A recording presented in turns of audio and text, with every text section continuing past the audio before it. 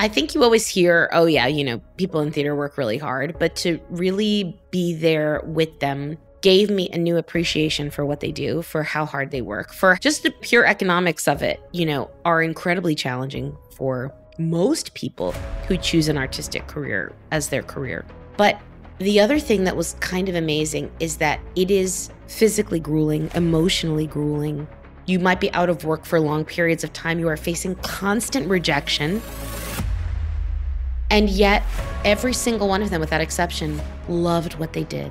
These people were in their vocation. It was their calling. They might do other stuff to pay the bills, but they couldn't imagine doing anything else with their life. I was floored by that relationship that these people had with their job. It was more than a job. It was a passion. And even though it wasn't the most sensible or always the most lucrative or the easiest or most comfortable, they were doing it and they loved it. And that was a real eye-opener for me because I had not felt that way about my job in a really long time. This episode of the Kintsugi Podcast is brought to you by Pause, Breathe, Reflect, which can help you bring mindfulness to your everyday moments.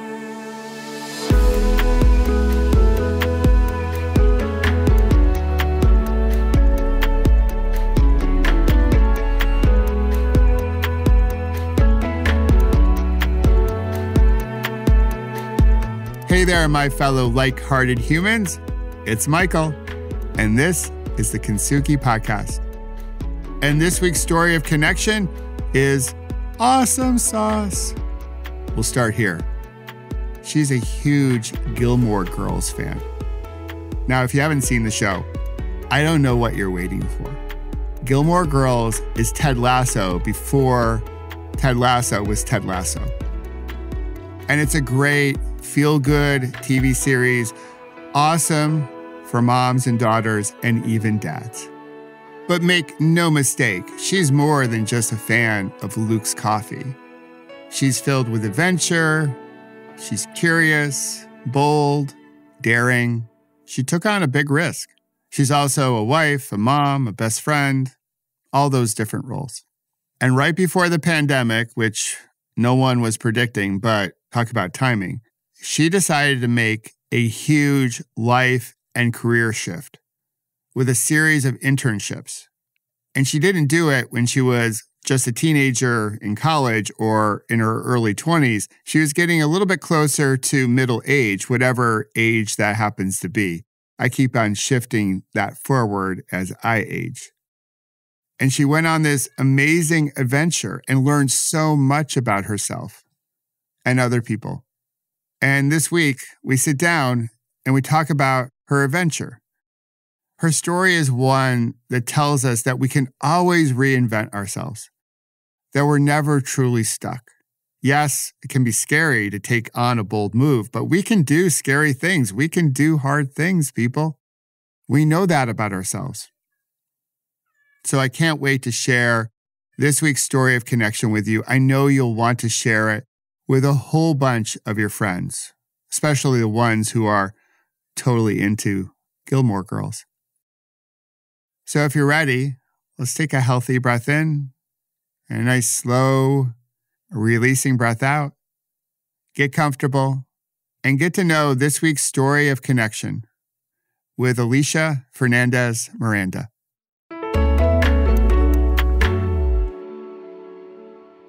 Hey, Alisha. Good to see you. Hi, Michael. Great to be here. I can't wait for this. This is going to be so much fun. We're going to talk about a lot. We're going to talk about change. We're going to talk about some topics that I've never talked about here on the Kintsugi Podcast, about some TV shows and stuff like that. So it would be a lot of fun. But I always love starting here with this question. How is your central nervous system doing today at this moment? Oh my God, I love that question. I would say pretty good. The sun is out. I live in Scotland. Yeah, which is rare for Scotland.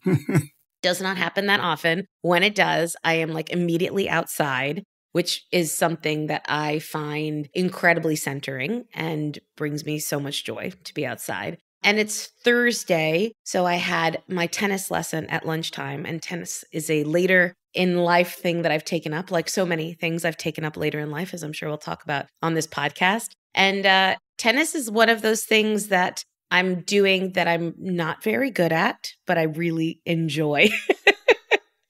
So I've been playing for about a year, and I don't know that I'm much better now than when I started, but I love it, and I do it every Thursday. So I'm feeling good. My central nervous system is feeling good. I think that's awesome. So do tell me, has the pickleball craze rushed into Scotland as it has in America? So funnily enough, my tennis teacher started offering pickleball the session after mine. And last week and this week, she had no people there. So I'm going to say no. I don't know anybody who plays pickleball here. That is quite interesting. Right? But it's so popular in the US. I know. Yeah, because obviously we'll get into your story, how you grew up here and now you're in Scotland and the whole thing, but just you can't go a mile around here without some type of pickleball reference. It seems like everyone's playing pickleball. It's the new pandemic. I know. It's the new pandemic. You know, like it's like we came out of the pandemic and we started a new addiction to pickleball. Pickleball-demic. So yeah, the pickleball pandemic. I've done a couple of events in the US in the last few months since I've taken up tennis. And when I tell people I play tennis, they're like, "You don't play pickleball?" And I'm like, "No, I can't do more than one sport." That's ridiculous. Yeah, it's a total judgment. Like, Alisha, how could you not play pickleball? Exactly. How could you actually play that other sport, tennis, and forget about... I'm like, guess what? I can barely play tennis, so yeah, I mean, don't worry. I feel sorry for all the ping pong fans out there. They probably feel like, you know... there's nothing left for them. Nothing left for them because pickleball has taken all the oxygen out of the room. It does seem very popular. It's good. I do love the fact that people are active, but it's a shame. Do you play it? I do not play it, no. So I root people on. Actually, on my meditation app, I actually recorded a few pickleball meditations because a couple people I know are big pickleball fans, and they're like, we need a meditation for pickleball. So I'm like, okay. So yeah, there's a couple meditations on the app specifically for pickleball. That's how niche it is. Yeah. So wow. Yeah. I'll record maybe some tennis ones for you downstream. I could use that. I could use it. Thank you. Absolutely. But the way I play, I don't need a meditation beforehand because it's not very competitive. Maybe some like healthier self-talk or like, I can do this, you know, like I am strong, right? So I am strong. I am powerful. My racket and the ball will connect. Yeah, the good tennis affirmations, all good stuff. Yeah. I mean, look, I have gotten better. I'm still very bad. I have gotten better, which is a nice feeling. All right. So our show is about connection, of course. So my wife and I always love a good how'd you meet story. So in your book, which we'll get to, we won't talk just about tennis today, folks. I know you love on Carlos. I do. Your husband. Can you share your how'd you meet story with him?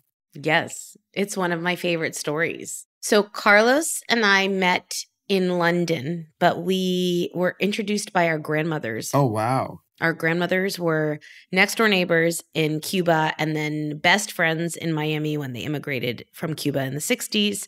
And our dads grew up together and our families have known each other forever. But Carlos and I had never met before because he grew up mostly abroad. And so I had known his grandmother my whole life, but I had never met him. And I got an email from his grandmother the summer before I started graduate school at the LSE, and she CC'd him on it. And she said, you two are both going to be at graduate school in London. You have to meet. Your families have been friends forever. And so we arranged to have dinner the very first night I got there. And we went to Wagamama in Leicester Square, which is like an Asian food chain. I think they have them in the US now. And we didn't like each other very much. I was so jet lagged. He was talking all about Star Trek. I was like, who is this dorky guy? Yeah, that's a tough topic. I know. You either hit the mark with that or you're like, see ya, buddy. But that's just so Carlos. He is so kind of unabashedly himself. And he has so much joy for the things that he loves that he could almost make you want to talk about Star Trek, but not me on that night. So we sort of parted ways as friends. We said, oh, maybe we'll run into each other in school. And then we could tick off for our grandmothers that we had met. So that was done. To-do list done.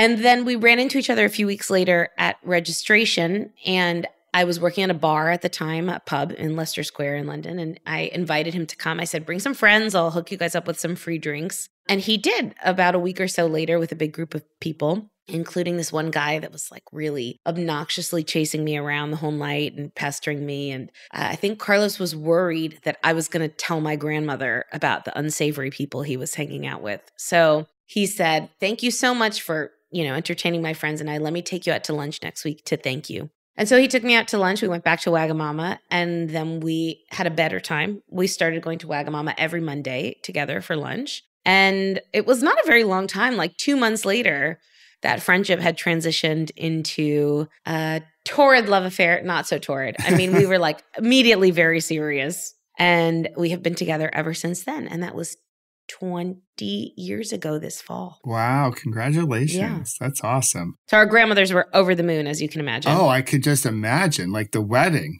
Holy cow. Forget about it. Like matchmaker. It was wild. And they both passed away now, but they got a chance to share great-grandchildren, which is something pretty cool for them. So. Oh, that's nice. Yeah. That's the moment. So that's so cool. Awesome. How would you describe yourself? If you take your profession, again, which we'll get to off to the side, but how would you describe yourself as people get to know you here? I think I'm energetic. That is a word I often use to describe myself. I think that's a good one to start off with, Alisha. Yeah, I would say that's probably the first one that comes to mind. I'm a very energetic person. Do I need more than one? Well, you can just like lead with that. You can just full stop energetic. I picked that up pretty quickly reading your book. Like, you're going. I'm going. I'm always going. Yeah. There was a time my wife and I were meeting with some consultant. She was looking for a job way back in the day before there was like LinkedIn and stuff like that, or Indeed and those places. And my wife, too, is very energetic. And the guy turns to me, because he's trying to sell my wife on this whole package of like job recruitment. And back then he was like, yeah, in our next visit, bring your husband, which is like, oh God, which did not land well with her. And so we decided to go just for the, giggles of it. Right. Right. And so halfway through, he's trying to butter me up because he thinks the man is the decision maker in the house. I'm like, well, right. Listen, buddy, you got that all wrong. And he tells me, you have a tiger by the tail and you don't even know it. I go, oh, no, I know I have a tiger by the tail. Right. So like, she's totally energetic. So like, I can appreciate your energy and your approach to life. So, and I can't wait to get into the story. But most importantly, this is where we need to start, though, Alisha. We need to start with Gilmore Girls. The most important thing. The most important thing of today. To discuss in any conversation. Of any conversation. I even have my Luke's coffee mug. Yeah, I know. It's pretty awesome. This wasn't even intentional. It's just because I always have something to do with Gilmore Girls in my life. Yes. So forget about your books and your podcasts and all the goodness that you've put into the world. For those that don't know Gilmore Girls, to be honest, I've come a little bit late to the party. My daughters were binging it during the pandemic. And I started watching it, although I haven't completed every episode of every season, to be transparent. That's okay. I don't want to be like some dude talking about like knowing it all, but I don't know it all. But they finally have convinced my wife to start watching it. And I think it's the most adorable show. To me, it has a little Ted Lasso in it. Yep. It's very heartwarming. Yes. It's very funny. I just think that Amy Sherman Palladino, who is the creator of Gilmore Girls, and also something more people might be familiar with now, which is The Marvelous Mrs. Maisel, which a lot of people watched and loved. Yes. She is just such a gifted writer. In my wildest dreams, I would love to be able to write like her. I think she just is so fast and quick and quippy and funny, but then sort of kind of slays you with these really beautiful emotional moments. Like, to me, that show is a perfect show. It has everything that I love. And I am not ashamed to say that I rewatch it on a regular basis. And I often just put on like 10 minutes of it at night if I am having trouble sleeping without any picture, just the sound. I just need to hear them speaking to me, and I just fall right asleep. It's like my own personal Ambien. Yeah, it's good vibey energy. Yeah, it makes you feel all like warm and toasty inside. It does. It does. Yeah, I do love that. Again, for me, like watching it, it feels like Ted Lasso, which is my favorite show. I love that show. So it just consumed all of Ted Lasso during the pandemic. It made me feel good about the world. It made me feel optimistic and hopeful. And Gilmore Girls Same feeling. does that for me now. So really cool. All right, we've accomplished the most important thing in the interview. Phew. We like everything beyond this. Everything else here is going to be easy. Easy peasy. Let's start talking about your story, because reading your book, I just love your book and the journey that you've been on. But let's try to actually start at the beginning. And before you answer that, this is real life. We're not going to edit this out. My puppy now wants to leave our interview because we talked about Gilmore Girls. What? I know. What she really just came up to be with us during the Gilmore Girls part. She came for the Gilmore Girls chat. She doesn't want to know about my what if year. Now she wants to like get the heck out. So let me just let her get out of my office and we'll be right back. I understand. It's okay, puppy. Look at that. Real-time stuff. Her name is Story, and she's given us one incredible story already. And she's only like 16 months. Oh my gosh, how sweet. She's an adorable puppy. So what kind of dog is she? She's a Springer Spaniel. Before we talk about me. Oh, so cute. At home, we have 3 Springer Spaniels. Wow. And 2 cats. Oh my gosh. So yeah, we have 20 paws in the house. That's a house full of love. 20 paws, 2 daughters, 1 wife, and a lot of great memories. So it's beautiful. And we're still creating memories with all of them. So which is really cool. So let's start at the beginning, as they say. You grew up down in Florida. Yeah. Grew up in Miami. Yeah. And so by the looks of things, right, when I started reading your book, you were sort of living the American dream a little bit. You were getting after it by all looks and appearances. You had all the elements of what should be a happy life. And you were happy. You weren't broken and in despair. You had it all. Had it all. Yeah, just like the American dream, right? So I was hoping you could just like lay down that foundation of your early childhood leading into what really prompted your time period with all your internships that we'll get into. So I grew up in Miami. My dad is a Cuban immigrant. He immigrated in the 60s to Florida. My mother is a nice Jewish girl from North Miami Beach. She lived in Florida her whole life. She's never lived anywhere but Florida, as I remind her all the time when she tells me she's going to move to Europe to be closer to me. I'm like, you're not really, but it would be nice if she did. Yeah, you're still going to be in South Florida, but that's okay. It would be nice if you did. But yeah, I grew up in this period of time. We lived in a nice, quiet little neighborhood out in the suburbs. I went to my local public schools, which were all good schools with good teachers. It was, I don't want to make it sound idyllic in a way it wasn't, but it really was that 90s sitcom version of what American life was supposed to be like. It was High School Musical. Exactly. Yeah. Exactly. And I grew up as a child of an immigrant in a city really predominantly of immigrants. And so, that was always a badge of pride that I wore and felt very much an important part of my origin story. And I think along with being, all of those great things also really came this feeling that I think a lot of people whose parents were born outside of the US have, that the way that you protect yourself against things being taken away from you at any moment is to get a great education and work as hard as possible and be successful. So those were my guiding stones for my whole life. I was already naturally a pretty ambitious kid. I was bossy. I liked to be in charge of things. As soon as my little brother came along, poor thing, that was his whole life pretty much. Thank you, parents. Now I have. Thank you. Thank you for this gift. Now I have someone to boss around. You just got promoted into leadership. You're like, exactly. Yeah, I am the boss now. Yes.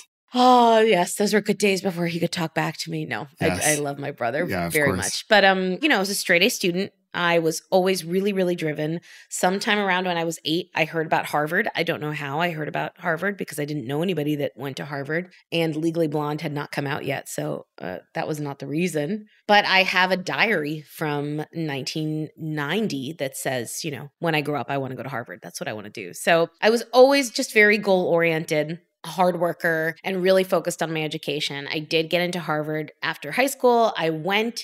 I studied women's studies, which was, no one could figure out why, but I really enjoyed the interdisciplinary nature of learning about gender and how it applies to all different things, whether that's art or economics. And I think I probably was always someone who liked to try a lot of different things, but that wasn't necessarily a path that felt open to me at the time because I had to be this kind of driven, forward-moving person.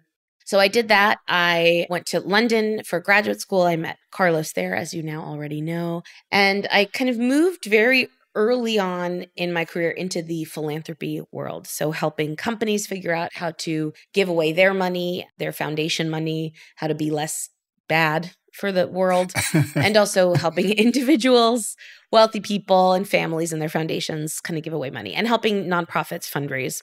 All of those things that do-goodery stuff, and really, really enjoying that very much. I was a consultant in New York. I moved back to London after we got married. I went in-house at a big bank. I was at another big company, and, doing these jobs that people really dream about being able to do. I do often get people probably once a week emailing me asking, can we talk about how you got into your career? And I said, well, it's dumb luck. You really shouldn't ask me. So I was doing all of these things. I had started a business with my husband shortly after we had our twins. We were living in a beautiful house in London. I was CEO of the company. Everything was going great. On paper, I really did have it all. And for many years, I really enjoyed everything that I was doing, and I was inspired by it and motivated by it. And I think it was around 2018, 2019 that stopped for me. I stopped loving what I did. I stopped being excited to get out of bed and go to work every morning. I started feeling a feeling that I wasn't very familiar or comfortable with, which was depressed, sad, unsatisfied, and I could not figure out how to shake it. I tried all the little things that you're supposed to do. I exercised, I, took up tap dancing and new hobbies. I was trying to fix what was a bigger issue that I was facing with a lot of very tiny Band-Aids. And I found myself in those kind of time immediately preceding where my book takes over, just feeling like I didn't know if I was even on the right path anymore. Was the path I had been on the right one in the first place? What was I doing with my life? Was this it for me at almost 40? I needed a big change, and I was terrified of what that meant. And so it was sort of what it sounds like. It was a little bit of a midlife crisis before midlife. Midlife crisis. Exactly. The midlife crisis. As far as what are we doing here, people? Yes. Does this make sense? And so you mentioned you were trying to fix or heal deeper wounds with Band-Aids. Was the deeper wound just a depressive symptoms, or was there something deeper to all of this that you've discovered over time?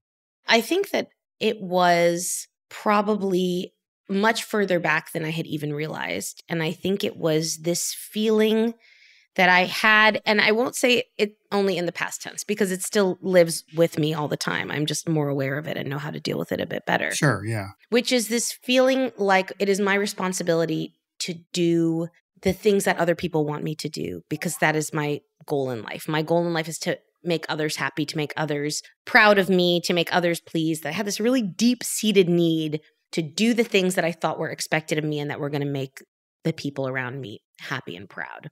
And that was the thing that was really driving me. Those kind of, you've done a great job, the gold stars, all of that. The dopamine hits of success. The dopamine hits, exactly. Oh yeah, Alisha, great job. You went to Harvard, London Business School. Exactly. You're building that resume. You got the family going on. You got the marriage. You got the house. It's man, look at you. And it's sort of all driven through a quest to strive for, I just want to make the people around me happy. If they're happy, then I can be happy.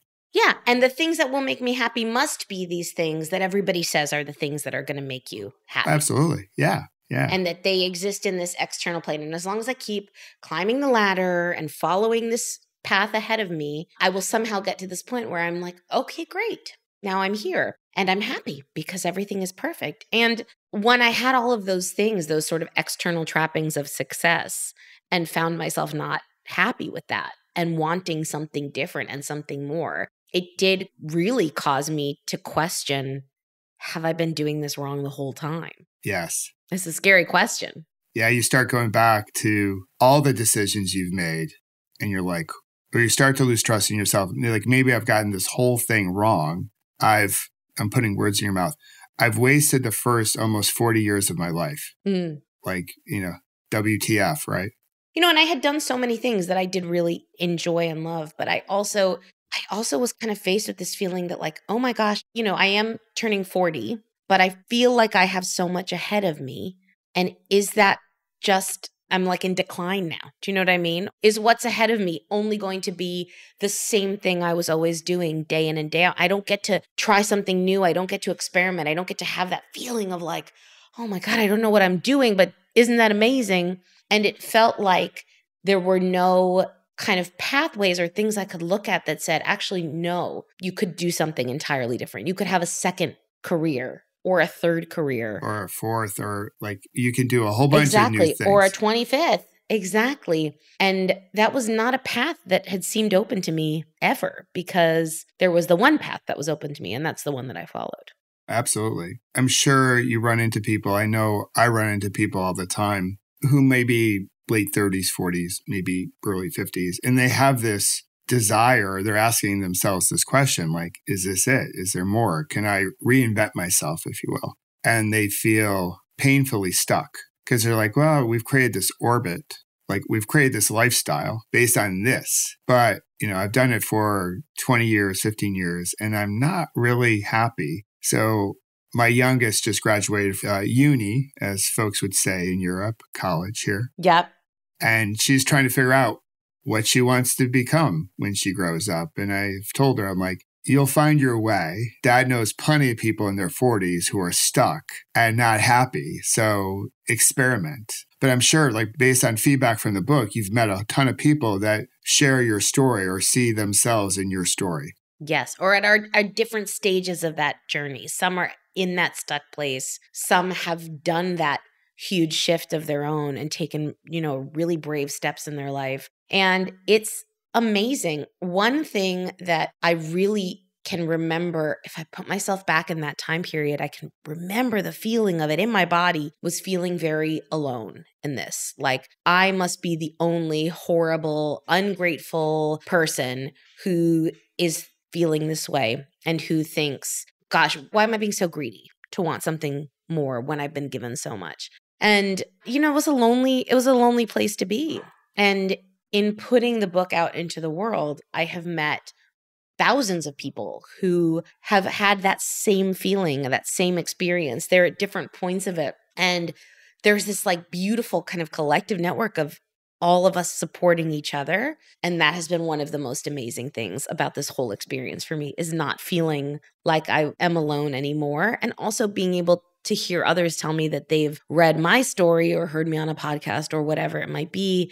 And that has made them feel less alone in the things that they're feeling. And I mean, you really can't ask for anything better than that. Yeah, absolutely. We thirst for belonging, and I think even more so through the pandemic and after the pandemic. I think I so desperately want to connect, and we might be unsure of how to do that or where to go. So when stories like yours comes out, it's like, oh yeah, no, I see myself in your story. Now I don't feel so alone. I thought I was the only one going through it. Yeah. It's sort of like the voice in our head, or the conversation that we all have with ourselves that we don't really want to publicly admit. Mm-hmm. And I'm like, everyone's talking to themselves. Like, you might as well try to talk to yourself with a little kindness, but we're all jabbering at ourselves. So you're in this moment, you feel the loneliness in your body. I'm a big believer in listening to our body, because our body will whisper to us before it really starts to scream at us. And as you start your book, you have what sounds like a weekend with Rebecca and Laura, your friends, and you mentioned you were mom drunk. Yes. Which I think I know what that is, because I've been around other moms. So you're having a good time, and you're sort of looking at each other's lives like, oh, your life is perfect. And they're like, no, your life is perfect. And there's a little seed of doubt that's planted. Mm. So can you bring us to that moment? To me, that's sort of like the beginning of the aha, like maybe I can do something different.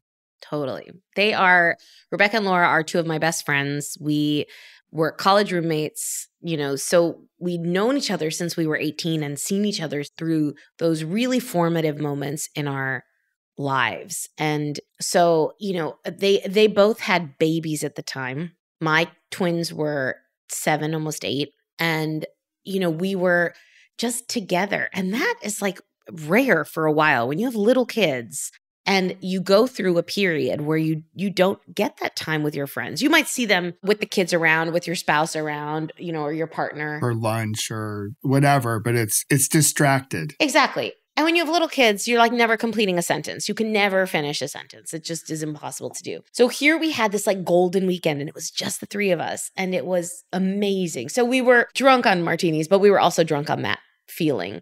Yeah, of course. Yeah. And I had this idea that had been in my head for a while and it seemed like an insane idea, which was that I wanted to go work on a musical pretty much as an intern. I had no skills. I know a lot about musicals. I love musicals, but I had no skill. I have no skills whatsoever in the theater business. But every time I went to see a show, that lit me up inside, like in with that feeling that was just like, this is everything that I want to be doing. And I had this, what I thought was like a kind of dumb idea, like to go be an intern on a musical. And I had never shared it with anybody except maybe Carlos, who was like, oh, that's nice, That's cute, dear. That's cute. Stick to your job. No, he's very supportive, but certainly he wasn't, helping me figure out ways to do this. And as we were talking about our lives and where we were and where we wanted to be and about ourselves as people and women and not just as moms, which also becomes a lot of the conversation when you have kids, I shared this idea with them. I was like, I have this idea. And it was a real turning point because instead of saying to me, oh, cute, that's adorable, they were both like, that sounds amazing. Yeah, do it. Do you know what I would do? If I could be an intern, I would go work in an architecture firm or be in local government or work for a reality TV show. Or, we spent the rest of the night talking about all of those dreams that we had not that long ago that we had sort of left unfulfilled. And when we woke up the next morning in the stone cold light of day, like coming down to brunch with like sunglasses on. Yes. Yeah. I need an omelet stack. I need pancakes and coffee immediately. Pancakes. Yeah. Fill me with carbs and sugar so I can move on with my day. Yeah, absolutely. Yeah. Yes. I was going home to my kids. I needed it. And a little caffeine, of course. So much caffeine. Caffeine. We need the caffeine. Yes. And they didn't let it drop. They said, that idea, that sounds like an amazing idea. Oh, that's a good friend. Good friends. They are the best. Good friend. To be like, it wasn't a transactional thing. It was like, oh yeah, it was just something we said while we were like a little like tipsy. They thought about it. They thought about it and they brought it back up. That's a good friend. They brought it back up. And Laura said, Laura's dad is John Weidman, who's a legendary theater writer. And she said, I bet my dad could get you like an unpaid internship somewhere on Broadway if you really wanted to do it. I'm sure he'd be happy to do that. And that was really, in my head, that was the beginning, because then it stopped just being this thing that I told myself I would love to do but could never do in my head, and started being something that was out there in the world. It existed as its own independent thing. And it was in other people's heads too. And that really kicked off the whole snowball. It snowballed from there. I love the courage with all that. Because what you just shared is so relatable. Who hasn't looked up at their posters on their dorm room wall in college and dreamt about like all the things that we would do? And then we graduate and it's like, okay, got to get a gig and start the life and you meet someone, marry someone, work your way up the corporate ladder. And, Laura and Rebecca are accomplished too. They went to Harvard as well. Like, it's like so many of us have had these dreams of like, oh, this is what I would do. And then those dreams fade away. And here comes this moment of like other people endorsing your dream and saying, yeah, Alisha, you should go for it. Yeah. And people who I trust implicitly, also who know me so well and who thought it was something I could actually do. Having that belief in me made me believe in myself more, in my ability to be able to do it. It changes your self-narrative, right? Totally. So you're like, I can do this. All right. Let's take a break. Take a full breath in and a slow releasing breath out. And relax the body as you soak up our conversation. Ah, I hope that felt good. Okay, now that we're a little bit more relaxed, can we be real? I think our morning routines, well, they've gotten a little out of control. You might not have time in the morning to meditate because you're busy doing other things like trying to get to work or getting the kids off to school.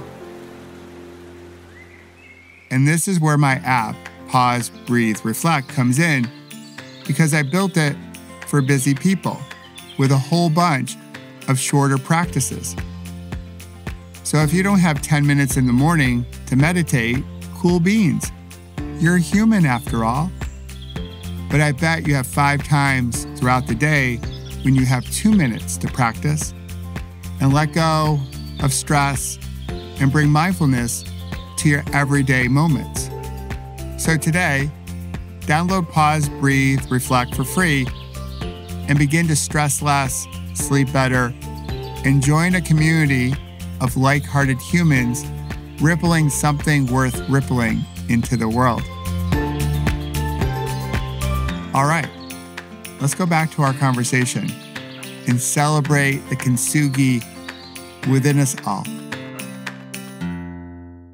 All right, so before we dive any further, do you have a favorite Broadway show? Or just the top 3? You have top 3? The eternal question. Okay, my number one, The Cape Man. Okay, all right. Which was a short-lived Broadway musical by Paul Simon, starring Mark Anthony and Reuben Blades. I saw it 3 times in New York, even though I lived in Miami. That sounds good, and I don't know anything about it, but it sounds good. I never had seen that. It had issues, but that soundtrack is still one of my favorites. And that show meant so much to me in so many ways. Jesus Christ Superstar is my favorite of the Andrew Lloyd Webber shows. Oh, yes. Okay. I love them. One day I want to play Judas in something. I don't know who would let me do that, but I'll do it myself. Who cares? Yeah. You just haven't done it yet, Alisha.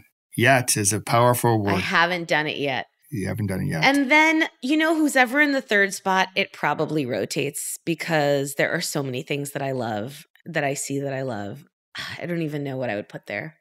We're going to give Lin-Manuel a shout out. Let's go for Hamilton. It's a classic. Hey, that's a good one. Yeah. But that 3rd spot could be like wild card. Like a dealer's choice, right? Whatever happens to be top of mind at the moment. It depends on my mood. Sometimes it's Hadestown or Kiss Me Kate. Oh, yeah. Or 6, which I love. Oh, yeah. There's just so many. So many great shows. So much creative juice there. Carousel. Oh, yeah. I can't. Yes. I could go on, but I won't. We won't. So you land this internship on Broadway. What do you start to discover in yourself by doing this?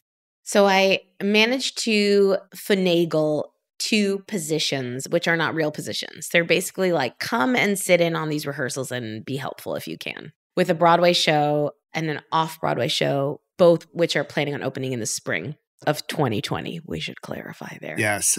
And something like, just newsflash and a spoiler alert, something big happens in 2020 in the springtime. Something big happens in 2020. Whenever I tell people, I'm like, I left for my first internship on February 29th, 2020. They're like, oh.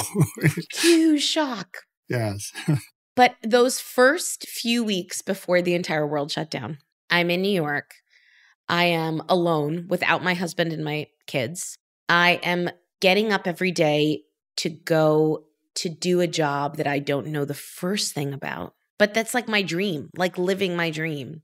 And honestly, I am having the time of my life. It was the greatest. I would get coffee for everyone who ever asked to go sit in rehearsals again. I mean, it was just unbelievably talented casts, brilliant directors. This was the thing I had always dreamed about. And then I got there and I was like, oh, this is as good as I thought it was going to be. It's even better. Wow. And I was sort of living in this fantasy because I was physically away from my real life. I was completely over the ocean from my family, from my job, which I had taken a kind of mini sabbatical, I had called it, from to go and do this. I was living in a hotel, the Ace Hotel in Midtown, where there's a cake shop in the lobby. It's like I ate cake every night before I went to bed and coffee every morning when I woke up. And I felt this spark of something of the me that I used to be. And it felt like it had been dormant for a really long time. And all of a sudden it was like springing back to life. And I had 2.5 incredible weeks before all of the Broadway shows shut down for what would then become 18 months of a shutdown. It's incredible. The whole experience. And, I imagine even in those 2.5 weeks, you saw how grueling it is for everyone involved with a show. Like just the work schedule and the performance. And insane. Yes. It's really insane. And so when we go to a show as an audience member, a ticket holder, we squeeze into our chairs and we want the best. And I think sometimes we lose sight of what it takes to put on a production like that. And for the people on stage and the people in the pit, the orchestra pit. And the production team, all of them. Just what it takes to get revved up to do that day in and day out and twice on Tuesday. It was truly extraordinary. And I think you always hear, oh yeah, people in theater work really hard, but to really be there with them gave me a new appreciation for what they do, for how hard they work, for just the pure economics of it, are incredibly challenging for most people who choose an artistic career as their career. But the other thing that was kind of amazing is that it is physically grueling, emotionally grueling. You might be out of work for long periods of time. You are facing constant rejection. And yet every single one of them, without exception, loved what they did. These people were in their vocation. It was their calling. They could not imagine. They might do other stuff to pay the bills, but they couldn't imagine doing anything else with their life. And I was floored by that. I was floored by that relationship that these people had with their job. It was more than a job. It was a passion. And even though it wasn't the most sensible or always the most lucrative or the easiest or most comfortable, they were doing it and they loved it. And that was a real eye-opener for me because I had not felt that way about my job in a really long time. Yeah, sure. And I think a lot of people sort of feel the same way you were feeling. But when we think about energy, and I'm a big energy person and just like the whole ripple effect thing, it's like their energy is rippling out to you. Like you're now in their space and you're soaking in their vibe. Yes. I'm like, more, give me more. Give me more of this. This is good stuff. And it's a different hit than a dopamine hit. It's sort of a good oxytocin hug hormone. We're in it and we love it kind of hit. And that's a different buzz altogether than the classic status chasing dopamine hit after dopamine hit. Totally. So now you're in this like internship world. Then the next one is like you decide to go into fitness. And from the looks of it, you're a fitness instructor, a good friend of yours. Like, so she's trying to do this through the pandemic. And Central Casting from 1980 called and she popped up, right, which is great, like the neons and the whole thing. And so I was hoping you could share that experience with us because that sounds really cool. I will. And I'll tell you the funniest thing, Michael, which is that when I first met her ever, this is Frankie Taylor, who runs Retro Glow, which is an amazing fitness studio that's based out of London. And when I first met her, she was teaching a dance class, Pop Princesses dance class. And I walk in and I do a double take because to me, she looks exactly like a young Lauren Graham who plays Lorelai Gilmore on Gilmore Girls. Absolutely. So I'm like, this woman's going to be my best friend because I'm basically making friends with Lorelai Gilmore. So that was the original attraction. But Frankie is just a brilliant entrepreneur. She's a great dancer and a great personal trainer, but she really has this strong kind of mind for business. So we're in lockdown, UK, very restrictive lockdown. Can't leave the house. Everything is a mess. My internship dreams are like dead in the water. Everything is getting canceled. No one knows what's happening. And I spy on my, late night Instagram scroll, which we were all doing, this out of Central Casting from the 1980s, leg warmer clad Frankie in her living room with you can see the edge of her sofa and a potted plant. And she is doing her workout classes that she would have done in a studio in London in her living room. And this is not such a revelation now because for the last 4 years, we've all been doing fitness online. But at the time I was like, oh my God, this is incredible. She is amazing. And she and I had spoken about my internships back when I was kind of in my year of preparation. And I had talked about going to work for her in person, in a studio in London. And all of a sudden, this opportunity just kind of arose to do something that was going to, frankly, help me survive the lockdown because, We needed something. We needed something. Anything. There's only so much sourdough one can bake. Yes. And I was so bad at that. My sourdough was disgusting. Yeah, we never got around to doing that. We still have the sourdough starter in our refrigerator, I think. Do you? So, yeah, we never really got around to actually making the bread. I've never successfully made a sourdough loaf.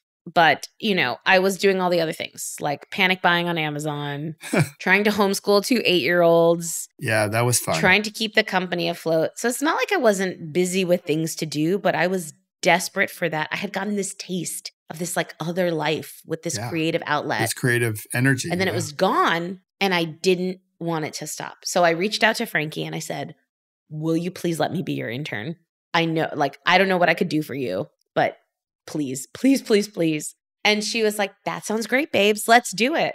And so, it kind of worked out because she was trying to pivot her entire business model to figure out how to do fitness online while everybody was inside. And she was all on her own. So she really needed the help. And so I did quite a bit of her social media postings, which I had to get approved and checked by her. I was not a natural fit for retro social media. And my favorite task that I did for her was market research. So everybody was trying to do stuff online. I had a big spreadsheet and I took classes at dozens of different, I think I did about 30 maybe by the end, different dance studios, yoga classes, gong baths, Zumbas, everything, Zumba, Voga, cycles, whatever they were offering on a TV, I did it at whatever time of day. And I did, all the research, how much it cost, what platform were they using, what was the experience like? Did I like the class? Did I hate the class? To help her figure out how she was going to start up this business on her own. And I really credit that internship with keeping my sanity during that first lockdown because I didn't feel like I was just stuck inside. When I was doing those classes, I was in Australia in an aerobic studio with this woman who looked like Barbie. And I was, in a class in Boston with a teacher who was just dancing to Chicago, the musical. I was everywhere. And it really saved me. It really saved me. Well, again, it's that creative juice, that energy that can be so life-giving. And, we look back and the pandemic wasn't that long ago. I think many of us forget those days. Like, I know. How insane it was. It was insane. And to, Frankie's credit and other people's credit, they tried to pivot. Again, another courageous act to say, also just an act of someone who's gritty and can endure and persevere and say, okay, well, we're going to reshape and reimage how we do things. And I think that was a really creative point in world history. It was a lot of things, obviously, as we know.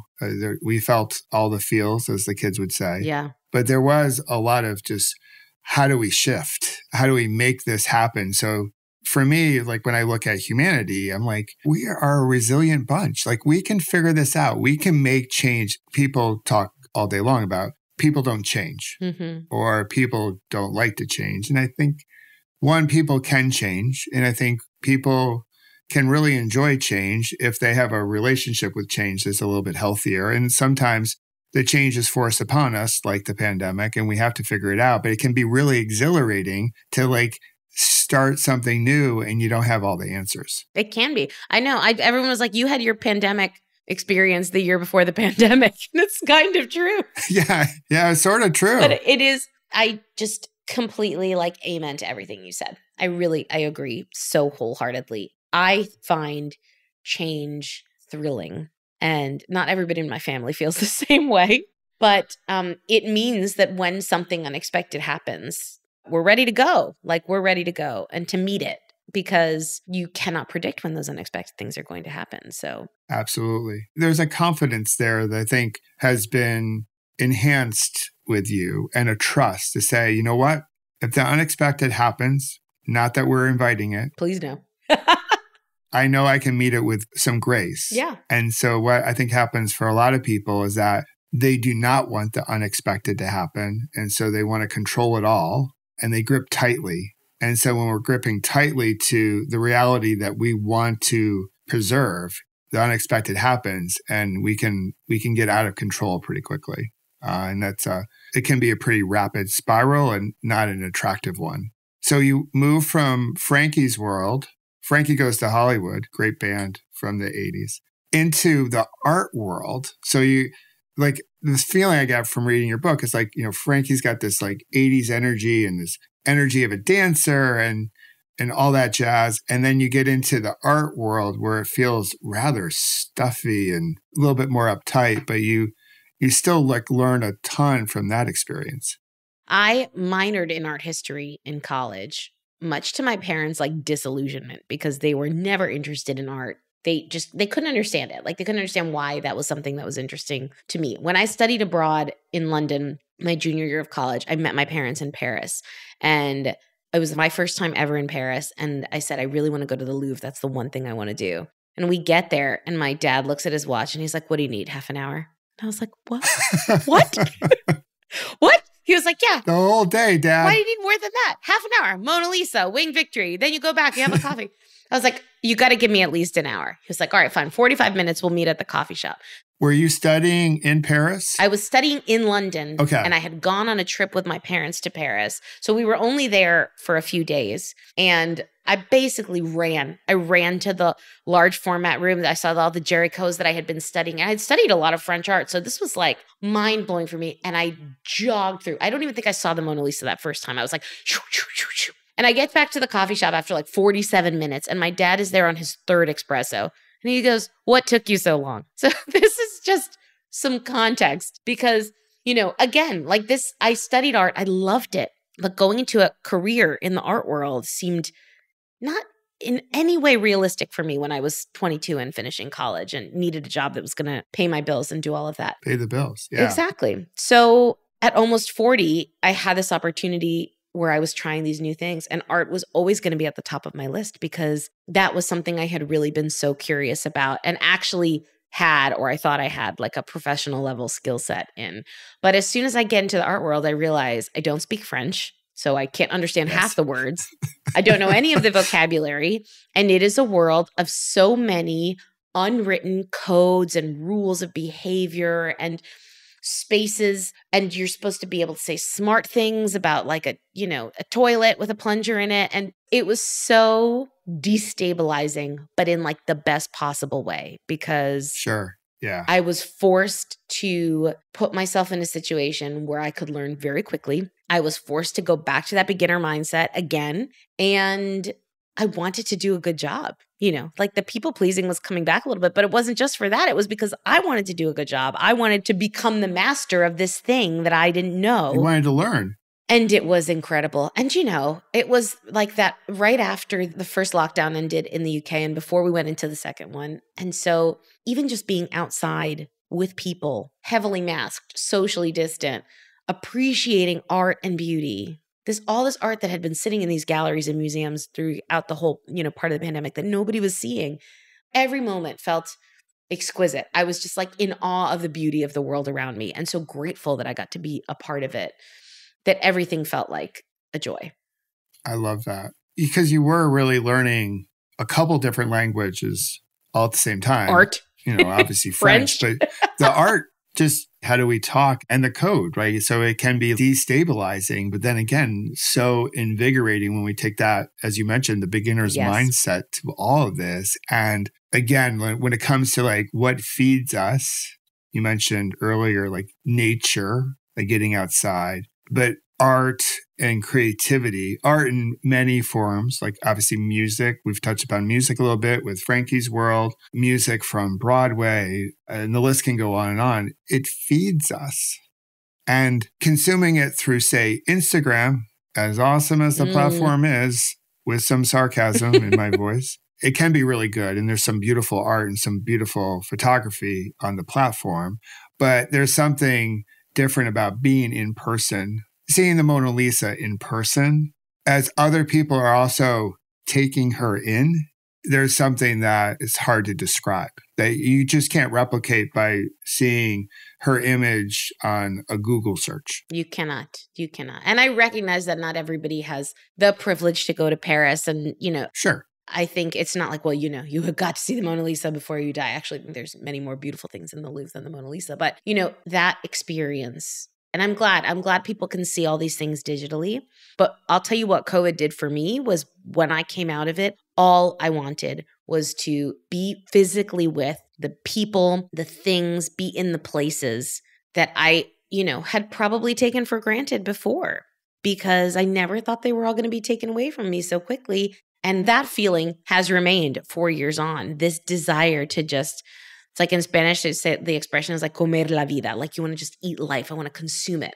Consume life, yeah. I want to consume all of these incredible things that are around me in this very short time that I have on this earth.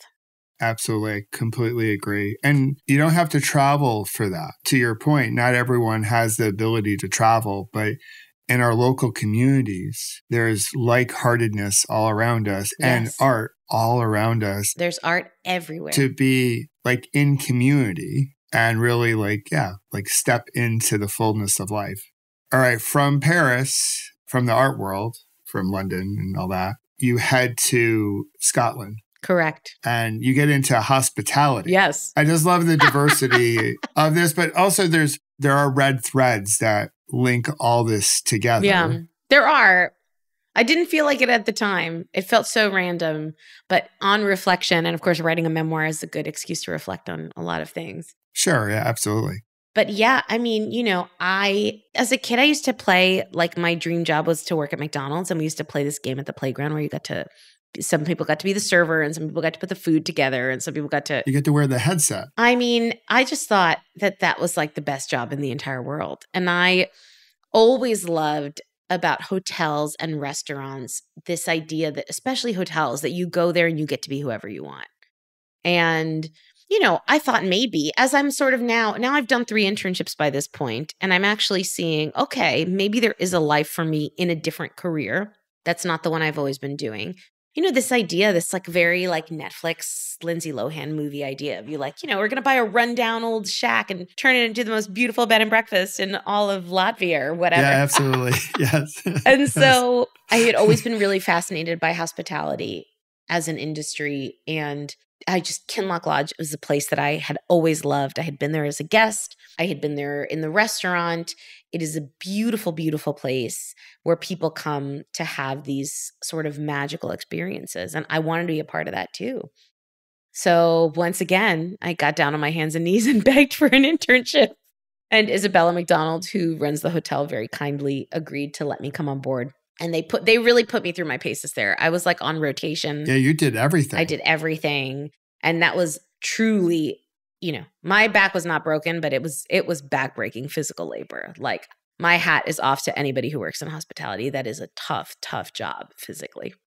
Yeah, the red thread that I see in all your different internships is this connection of community, of bringing people together, all of them, and just how that lights you up. And hospitality is, to your point, a really hard way to bring people together. It's tough work, and there's, you got a sneak peek behind the scenes in 4 different industries, if you will. And just what we see on the surface as a consumer of it, it looks, as I mentioned earlier, like looks pretty smooth. Yeah. It can look flawless, whatever flawless is. And now you see behind the scenes, like how hard it is. And I imagine in all those worlds that you've experienced, your appreciation for what's delivered, yes, what's created, has gone up exponentially.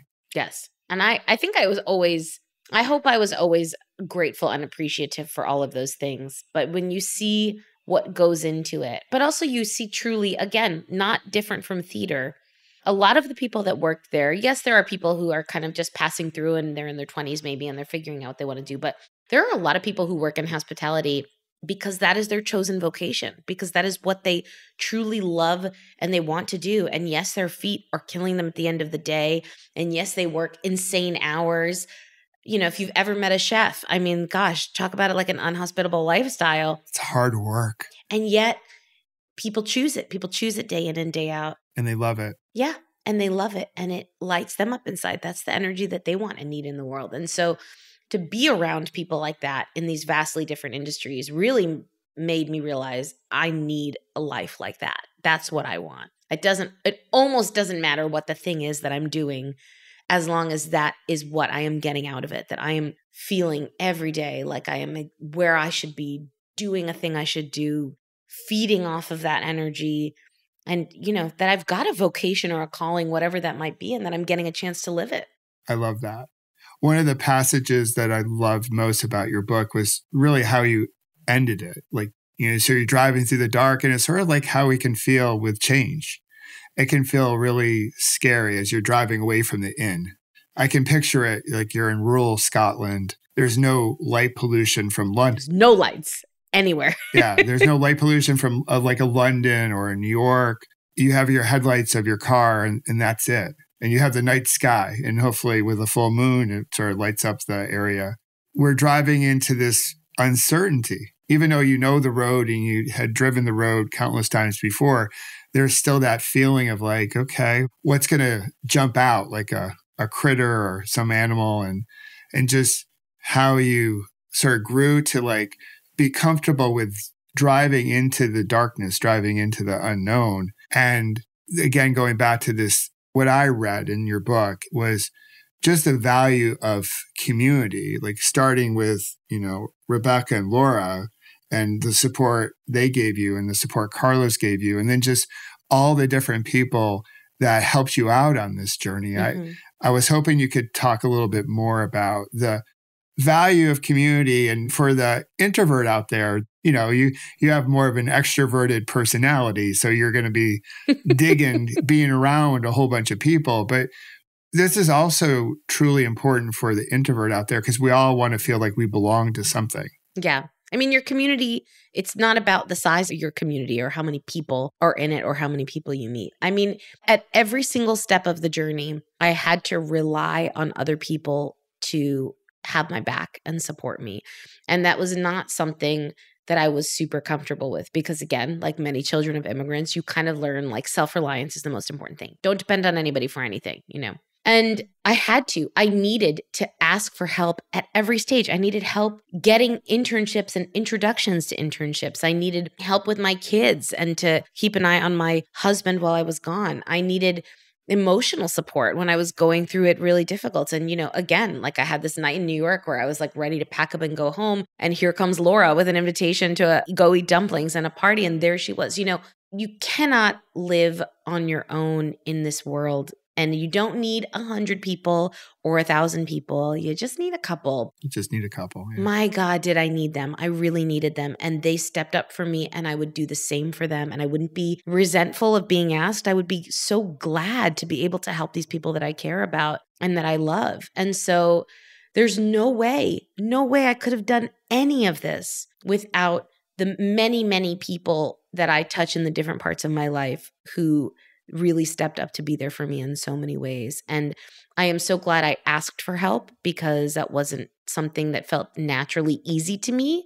And not because I'm an extrovert. I am an extrovert, but like I don't like asking other people for their help, and I had to. And once I did, I realized how that is the thing that makes the world work. You have to ask for help. You have to give help in return. And you have to support the people who are your community, and you can be supported by them as well. And you have to be okay with that. I mean, nothing. I couldn't have done any of this without all of those people who were part of this. That's why my acknowledgments are so long in my book.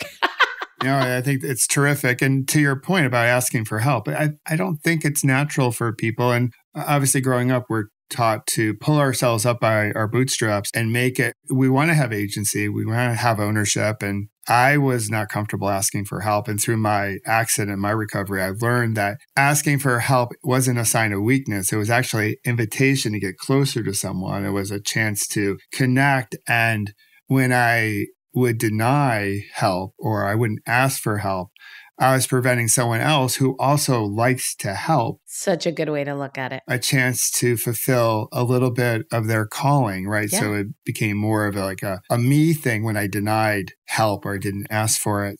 A couple different questions as we round out. So I'd love to get your thoughts, Alisha, about how do you sustain change? Like you had this big bolus through the pandemic, this big aha. Many of us went through a lot of different change during the pandemic. It's just a new way of living, a new appreciation for life. How do you go about sustaining it so it becomes not just, oh, it's that thing I did a few years ago. It becomes, no, this is the way I want to be living my life. I mean, I always say non-refundable tickets. No, I'm just kidding. Just buy things that you can't refund or return. Yeah, absolutely.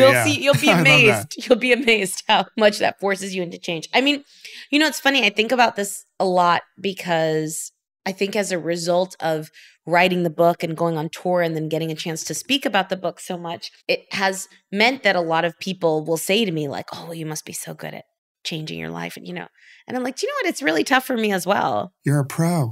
Yeah, you're such a pro. And I'm like, thank you. But no, there are plenty of things that I resolved to do after the period of my what if year, which also coincided with the pandemic, that I have not been very good at doing. I was like, I'm going to sit outside every morning and just enjoy my garden, enjoy the trees and the weather before I even look at my phone in the morning. I'm going to do that every day. And I did it for like 2 months. And then I stopped doing it because I couldn't do it.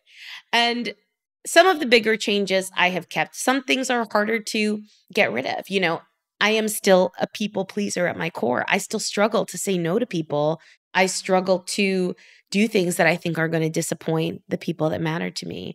But I know that about myself now. And I think there's 2 things that I really think about. One is that I try to be as intentional as possible with the choices that I make. When I make a decision, a big one or even sometimes a small one, I think back to those things that I really learned in my book, which I distill as, be okay with not being the best at things, be able to grapple with failure, get out of my comfort zone sometimes. Am I learning? Am I finding joy? I ask myself those questions. I actually ask myself those questions still to this day before I make a decision about something I'm going to do. I try to be intentional with my choices. And even if I make a choice that controverts those things, there's got to be a reason why. And I want to at least know what that reason is. And the second thing for me is that I give myself a lot of grace. Oh, I love that. I am not hard on myself. I recognize that I can't get it right all the time. I don't really beat myself up for the fact that I still look at my phone first thing in the morning before I go outside and commune with my plants. It is very hard. I cannot do it all. I do not have to do it all. And that is okay. And I really try to be kind to myself because I know that I am doing my best. And sometimes my best is not quite good enough, but it's my best and that's the best everyone's going to get. And I really do try to extend the same grace that I do to others to myself as much as I possibly can. So liberating when you can give yourself some grace and speak sweetly or kinder to yourself. We have such a human trait of like beating ourselves up for being less than so-called perfect. And if we can be just a little bit kinder to ourselves, I do believe we can connect with each other in a different way. So I love what you just shared about grace. Is there anything that I didn't ask you, but should have asked you? I mean, we could have gone deeper on the musicals and my favorite Gilmore Girls episode. We could have gone deeper on Gilmore Girls, but no, this was a beautiful conversation. We just left a little bit, Alisha, for maybe the second time when your new book comes out. So can you give people an idea of like where they can go to find you and find your first book, and then also just a little tease on the second book to come? Yeah. So you can find me on Instagram at Alisha F. Miranda, on my website, which is alishafmiranda.com. The book is called My What If Year. You can buy it everywhere you buy your books, or you can pick it up from the library. And a teaser about the new book. Well, the new book is kind of like The Devil Wears Prada in the world of high-end philanthropy. It is not a memoir. It is a novel, but I have taken so many of those experiences I have had of working with very wealthy and powerful people trying their best to do good and really thought about them in the funniest way I possibly can. So it's called Unrestricted Giving, but it's also the story of a Latina woman who moves to London. It's the story of a new mom trying to find her feet in a working world that she doesn't quite know where she fits. And I think it's, like I said, it's not a memoir, but there are so many rich experiences. For me, I think that motherhood is probably the one experience that has been the most extraordinary and challenging for me in my life. So I'm always going back to that well, I think, when I'm writing things. But this book is meant to be a fun, engaging romp. Maybe it'll make you think a little bit about what it really means to do good. But also, I just want people to be entertained and have a good time with Lucia's story. So I hope that they'll like it as much as I have liked writing it. Awesome. I so appreciate you and the ripple you're putting into the world. The world needs it. And my encouragement is keep doing what you're doing. This has been such a beautiful conversation. Thank you for bringing people in to talk about these wonderful things and for everything you're doing and for having me today. Oh, you're welcome.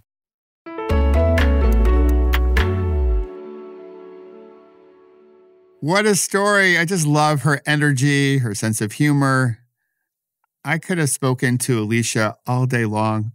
And we didn't really get into Gilmore Girls all that much. Although I do know her knowledge of the show would totally school me because I'm a little bit of a beginner at it. I haven't watched every episode, but what I've seen, I truly love. I think it's really a special show.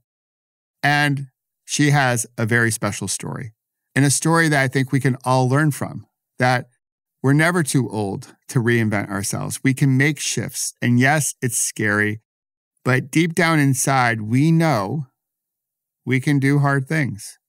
We can go on an adventure and see how life unfolds. And when we do, we can learn so much about ourselves, and that helps us put a bigger ripple into the world. We can create the change we wish to see. How cool is that? So Alisha, thanks for coming on the Kintsugi Podcast and really representing our Kintsugi spirit. I appreciate you. And I also appreciate you for listening. I know time is your most precious resource. So the fact that you carved out some of your time today to listen to our conversation means a lot to me. I am grateful for you. And if you haven't yet left a kind review and rating for the Kintsugi Podcast, I'll invite you to do so. Because when you do, it does something to the algorithm that I don't completely understand, but it helps other people find our Kintsugi spirit, so they can also celebrate their golden symbols of strength and resilience and get inspired by stories like Alisha's. And if you ever want to carve out some time for us to talk one-on-one, I'll put my calendar link in the show notes. Think of it as an opportunity to partner up and explore the benefits of coaching so you can fully step in to your potential. So you can fully step into the type of ripple you want to put into the world. Also, I'd like to give a shout out to the like-hearted humans at SaaSpod that make the Kintsugi Podcast sound so great and help it ripple into all corners of this big blue marble that we all share. And now, I want to thank you for listening and supporting the Kintsugi Podcast. And if you want to go above and beyond in your support, I could certainly use a kind rating, a review, subscribing, or sharing, because it does something to the algorithm that I don't completely understand. But when you engage in this way, it helps others find our like-hearted community. If you've already done so, thank you for the extra support. And if you haven't done so yet, today might be a really good day to do so. And if you'd like to receive some additional resources that can help you connect with yourself and others, like my Better Life workbook and the inspirational text messages I send throughout the week, and of course, our Pause, Breathe, Reflect meditation app, I'll put those links in our show notes. And remember, between now and next week's story of connection, when you have a challenging moment, slow down, come back to your breath, and know that you've got this and we've got you. And together, we will ripple something worth rippling into the world. I love you for listening, and I hope to see you next week. Until then, toodaloo.